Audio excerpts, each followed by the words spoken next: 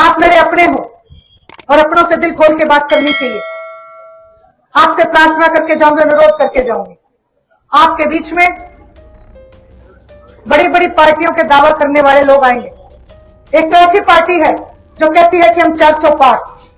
आप उनसे एक सवाल पूछना कि 400 पार कहते हैं और जितने भी कैंडिडेट हैं सारे उधार के हैं, एक भी कैंडिडेट अपनी पार्टी का नहीं है। एक बात और मैंने सुनी कि आदरणीय रणजीत सिंह जी चौटाला ने यहां प्रोग्राम किया। आप लोग 3 महीने तक लड़ाई लड़ते रहे, एक दिन भी आके आपकी सुध नहीं ली। कहते हैं कि भाई गांव में प्रोग्राम हुआ, उसकी वजह कि भाई नौकरियां लगानी है, आचार संहिता लगी हुई है, बाद में लगाएंगे। मैं ये कहती हूं आप सब उनसे डिमांड करो, आचार संहिता में अगर मंत्रिमंडल का विस्तार हो सकता है तो हमारे बालकों को नौकरी क्यों नहीं लग सकती?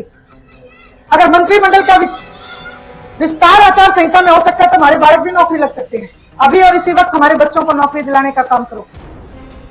वहीं आप सब लोगों से एक बात और कहूंगी कि आज जो बड़े बड़े नेता अपने आप में आपके बीच में आते हैं, आपको पता भी नहीं होता 2 दिन पहले कौन सी पार्टी का पटका, 2 दिन के बाद कौन सी पार्टी का पटका, और ये कहते हुए नजर आएंगे कि अब हमारी विचारधारा बीजेपी से हट गई, अब हमारी विचारधारा कांग्रेस से मिल गई। 15 मिनट में जिन लोगों की विचारधारा बदल जाए, ऐसे लोगों को आप क्या कहोगे? ऐसे लोगों को मैंने एक नाम दिया है, ऐसे लोग एजेंट हैं। ये सारे के सारे भारतीय जनता पार्टी के एजेंट हैं जो आप सबके बीच में घूम रहे हैं। कभी कोई रूप धारण कर लेते हैं, कभी कोई रूप धारण कर लेते हैं, और जैसे ही चुनाव जीतते हैं अपने असली रूप में आ जाते हैं। आज इन लोगों की लड़ाई केवल एक ही लड़ाई है जो कि इनके चेहरे खुल के हमारे सामने आ गए। ये बार बार पार्टियां बदलने का मतलब केवल कुर्सी की लड़ाई लड़ते हैं। इनको कुर्सी चाहिए, और इस कुर्सी के चक्कर में एक बात, ये जो सबसे बड़ी बात है, ये भूल चुके हैं, और उस बात को केवल आप लोग याद दिला सकते हो। इस कुर्सी के चक्कर में ये कुर्सी देने वालों को भूल गए। जिन लोगों ने ये कुर्सी दी, उन कुर्सी देने वाले जनता को ये भूलते चले जा रहे हैं। आपको अपनी याद दिलानी पड़ेगी। कहते हैं रोए बिना तो मां भी दूध नहीं पिलाती, और आप अपनी याद केवल अपनी वोट की चोट से दिला सकते हो। इन लोगों को चेताओ, इन लोगों को समझाओ कि कुर्सी बड़ी नहीं होती, कुर्सी देने वाले बड़े होते हैं। आदरणीय चौधरी देवीलाल जी ने कितनी बार यह मिसाल कायम की। एक तरफ प्रधानमंत्री की कुर्सी थी, उस कुर्सी में बैठने की बजाय उन्होंने एक ही बात कही, मुझे कुर्सी नहीं चाहिए, मैं जनता का ताऊ बन के जीना चाहता हूं। ऐसे नेता आदरणीय चौधरी देवीलाल जी रहे। किसान और कमेरे वर्ग का जब आंदोलन था, 13 महीने तक किसान एक बार विधानसभा की तरफ देख रहा था, कभी लोकसभा की तरफ देख रहा था, और ये कहीं ना कहीं मन में सोच रहा था कि आज अगर चौधरी देवीलाल जी होते तो हमारे बीच में खड़े होकर आ जाते। टीकरी बॉर्डर पे जब मैं अभय सिंह जी चौटाला के साथ गई, जैसे ही उन्होंने बुजुर्ग किसान के पैरों के हाथ लगाए, उन्होंने एक बात कही कि बेटा आज अगर चौधरी देवीलाल होता तो क्या होता। उसी टाइम अभय सिंह जी ने कहा कि मैं आपकी बात समझ गया, आप चिंता मत करो, आप चिंता मत करो, मैं वैसा ही आपको बढ़ के दिखाऊंगा। और 1 मिनट नहीं लगाई, अपनी कुर्सी से त्याग पत्र दे दिया।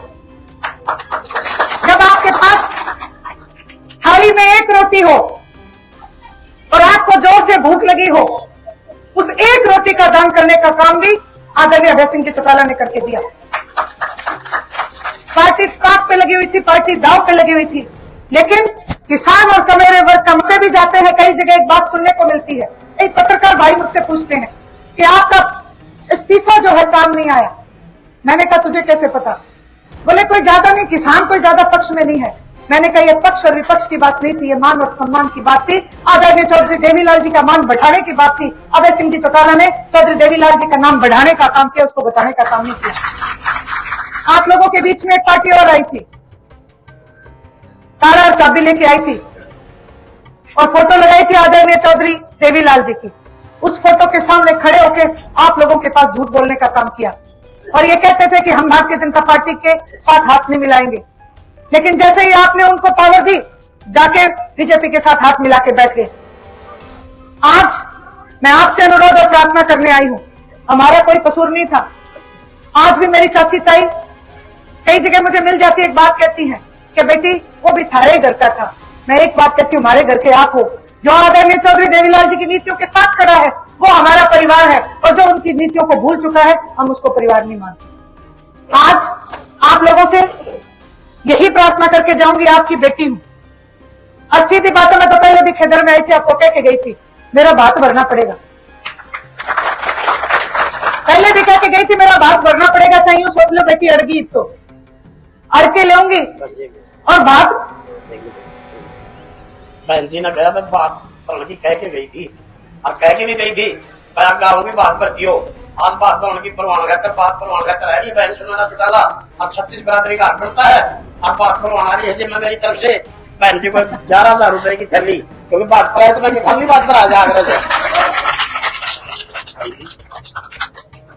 बहुत बहुत धन्यवाद प्रधान जी, लेकिन मैं एक चीज और कहूंगी, मेरा भात जब आया है खेदर गांव से, एक भी बटन दूसरी पार्टी का नहीं दबाना चाहिए, एनएक के सामने वाला बटन दबा देना।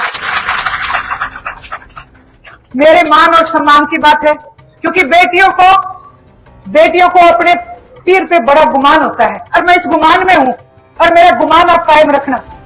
फिर एक बात और है, जहां बात भरवाने की रीत है वहीं बात वापस मोड़ने की भी रीत है, वहीं बात वापस मोड़ने की भी रीत है। मैं आपसे वायदा करके जाती हूं, आप ठोक के बात भर देना, सवाया करके ना मोड़ दूं तो आप मेरे को अपनी बेटी मत कहना। मैं तो एक बात कहूंगी, मेरी दादी एक बात क्या करती, बोले घी डुले तो मूंगा मैं डोलियो, थारी बेटी ने वोट दे दियो, इन एजेंटन तो वोट ना दियो, कम से कम अरे तसल्ली हो जाएगी भी हमने अपनी बेटी को वोट दिया, और उसने देश की सबसे बड़ी पंचायत में जाके हिसार क्षेत्र की आवाज को उठाने का काम किया। आपकी आवाज को बुलंद करूंगी, आपको कभी पीठ नहीं दिखाऊंगी, जो भी आपके कार्य, जो एक हक है उसको दिलाने के लिए दिन रात में मेहनत करूंगी और लड़ाई लड़ूंगी। आप सब लोग आए, मान लो क्या मेरा बात भर दिया आपने, और नहीं भरोगे तो मैं तो अड़ के ले लूंगी, क्योंकि मैं तो थारी बेटी हूं, मैं तो अड़ के भी ले लूंगी, इतना तो मेरा हक होगा।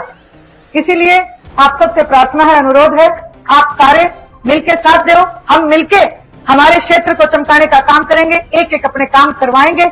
आप सबने मेरी बात को सुना, आप सबका बहुत बहुत धन्यवाद, आभार, और जो शाल और जो पगड़ी, जो मान और सम्मान आपने मुझे दिया, इसको हमेशा बढ़ाने का काम करूंगी, इसकी नीचे कभी नहीं होने दूंगी। आपके बहुत बहुत राम राम।